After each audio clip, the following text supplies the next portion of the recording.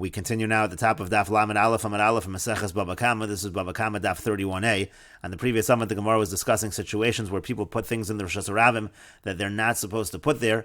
And the halacha, according to Rav, is that we find the person both on the improvement of the product and also the product itself. Anyone who takes it can become the owner of that product. And Rav Huna said on the previous Amud that even though that is the halacha, but we don't publicize that.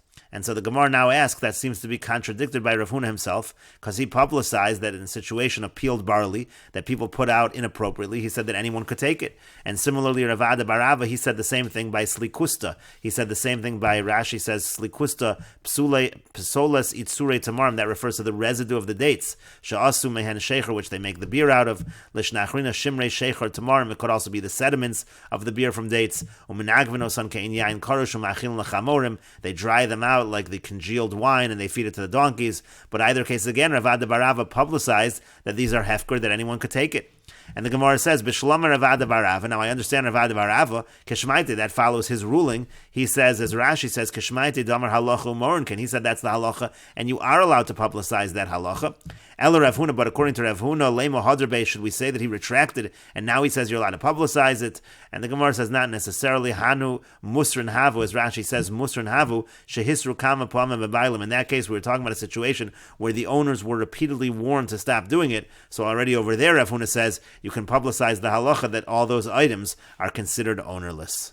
And the Gemara continues with the Mishnah, Shnei Kadorin Shayu Mahalchin Zachar Zeh. If you have two potters that are walking one after the other, V'niskal Harishon, and the first one stumbles, V'nafal, and he falls. V'niskal Hasheni Barishon, then the second one stumbles over the first one. Harishon Chayev B'nizkei Sheni. So the first person is Chayev for the damage that occurs to the second individual. And the Gemara says, Amar Rabbi Yochanan says, Lo Tema Masnis and Rabbi Meir he, the Amar Niskal Poshehu V'chayev. Don't say that our Mishnah follows Rabbi Meir, who says that when someone stumbles, it's considered negligence, and that's why this first individual is Chayev. Ela afilu Rabbanan da Amri Onasu Pater. Even the Rabbanan who say that it's considered a complete onus, a complete accident, and the person is Pater in a case where he stumbles. But Hacha Chayev. But over here in this Mishnah, he's Chayev. Shahaya lo lamod v'lo amod, because he should have stood up. He had the opportunity to get out of the way, and he didn't do that, and that's why he's Chayev in the Mishnah. And Rashi explains, Shahayel Olam and Kolomar, what it means to say is as follows. B'hachi mesukma masnis, and this is the case of the Mishnah, Sheshah ben Filaso Kadei Amida, that he stayed after he fell in an amount of time that he could have stood up, V'lo Amad, and he didn't stand up, and that's why, according to Rabbi Yochanan, that's why in the Mishnah it says that individual is Chayiv. And the Gemara continues, Rav Nachman bar Yitzchak, Rav Nachman bar Yitzchak says, Afilu teima lo hayalo lamod. Even if you say that we're talking about a situation where he didn't have enough time to really stand up, but still he's held responsible. Hayalo lahazir v'lo hizr. The reason why he's responsible is he should have warned the person, and he didn't give the person a warning, and therefore he's held responsible. For Rabbi Yochanan, Rabbi Yochanan says, Kema de lo hayalo lamod. If the person did not have enough time to stand up, lo hayalo lahazir, he also is not expected to warn the person deterred, because we assume that he is preoccupied. And the Gemara says, Tanan, we learned in the Mishnah, Hayabal Kora Rishon Ubal Chavis Achron. If you have a situation where a person carrying a beam is in front and a person carrying a barrel is in the back, Nishbara Chavis Bekora. So if the barrel breaks by the beam, Potter, the person who's holding the beam is Potter. He didn't do anything wrong. He was walking in the Rosh Hashanah in the normal fashion. V'im Amad Bal Kora Chayev. But if the Bal Kora, if the person who is standing in the front with the beam, if he stands, he stops as he's walking, so then he's Chayev because he stopped. That's not something that's normal to do in the Rosh Hashanah, and therefore he's chayiv on the damage that is caused to the barrel. And the Gemara says, "My love, is it not? Sha'amad l'chasef de'orchayu." The case is actually no. He stood in a way of adjusting the item, the beam on his shoulder, and it actually was a normal behavior. And still v'katani chayiv. Still, we say that he's chayiv. Why? The havalei lahazir, because then the idea would be exactly like Rav Nachman bar Yitzchak, that he should have issued a warning. And the Gemara says, "Lo, no, that's not the case. Rather, k'sha'amad lofush." The case over here is the person carrying the beam actually stops to rest, which is not normal behavior, and that's why he's held responsible. And Rashi explains, l'chasef l'sakin hakor al ksef, what that means, to adjust it on his shoulder. Kederech nosei masi, that's a normal thing that people do when they're carrying something. But lofush, but if he stopped in order just to rest, the mishunahu, that's strange behavior. Ve'in Rosh Hashanah masui lakach, that's not something that the Rosh Hashanah is meant for, and that's why he's actually chayiv in that Mishnah. But the Gemara continues, aval amad l'chasef, but according to that, then you're saying that if he would stand in order to adjust it on his shoulder, which is normal behavior, so what would be the halacha? Potter, apparently you're saying that in that case he he would be pater. But that's problematic because adatani seifa, because instead of learning at the end of that Mishnah, v'yamamar lo lebal chavis amod pater, it says that if he tells the person who has the barrel to stop, then he's pater, meaning if he issues the warning, he's pater. You don't need to say that. Liflog v'lisni b'didah, you could have made a case, you could have made a distinction within the case itself. Ba'med devarim amurim, when do we say he's held responsible? Kasha amad lafash, when he stands in order to rest. Avalamad lachasef pater, but if he would stand to adjust it on his shoulder, he would be pater. And so therefore it didn't, by the fact that it didn't say that, it sounds like on the contrary, it sounds like we're talking about a situation where it was normal behavior and he's being held responsible for not issuing the warning. And the Gemara says not necessarily. Hakamash Malon, it could be that the Mishnah is trying to teach us the afagav da amad lafash, even though he stood to rest, which is abnormal behavior, but still ki ko'amar lo lebal chaves amod pater. But if he issues the warning, he tells the person with the barrel to stop, so then he is pater, and so therefore there is no proof one way or another from this Mishnah.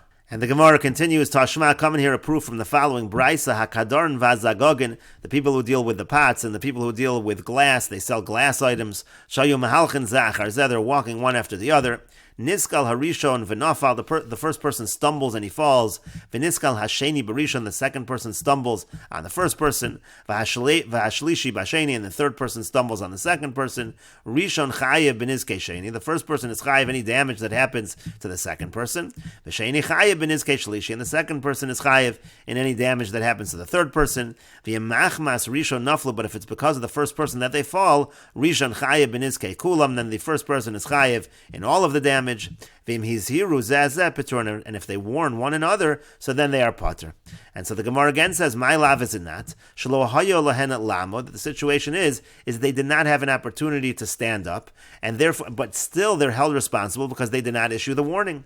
And the Gemara says, lo no, the case is that they had the opportunity to stand up, and that's actually why they're held responsible. But the Gemara again says, but if they didn't have the opportunity to stand up, my pater, so then you're saying pater. What's the halacha here? Pater in that case? Again, a similar kind of question. If so, adatani seif, instead of saying at the end of that braisa, im hiziruz as that pater, that if they warn one another, they're pater, liflog v'lisni b'didah, you could have made a distinction within the case itself. Ba'med devarim amurim, when do we say they're held responsible? When they had the opportunity to stand up.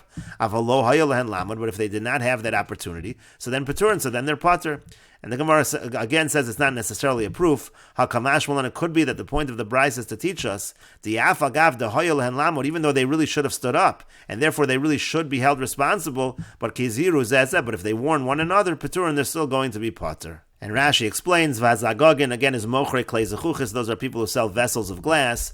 V'yamachmas Rishon Naflu Kulan, and then it said that if it's because of the first person that they fall, so then he's held responsible. The common Mefarish, this line will be explained later on. And the Gemara continues, Amar Rava says, Rishon Chayev B'nizkei Sheni, that first person is Chayev in the damages that happen to the second person, Bein B'nizkei Gufo, Bein B'nizkei Mamona, whether that damage happens from the first person's body or whether that damage happens from the first person's property.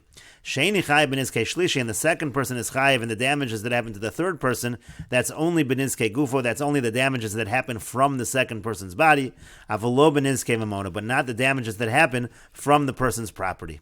And the Gemara asks, either way you look at it, Inizgal Posheahu, if you're going to say that stumbling is considered negligence, so Sheni Nami L'Chayev, so the second person should also be Chayev, just like the first.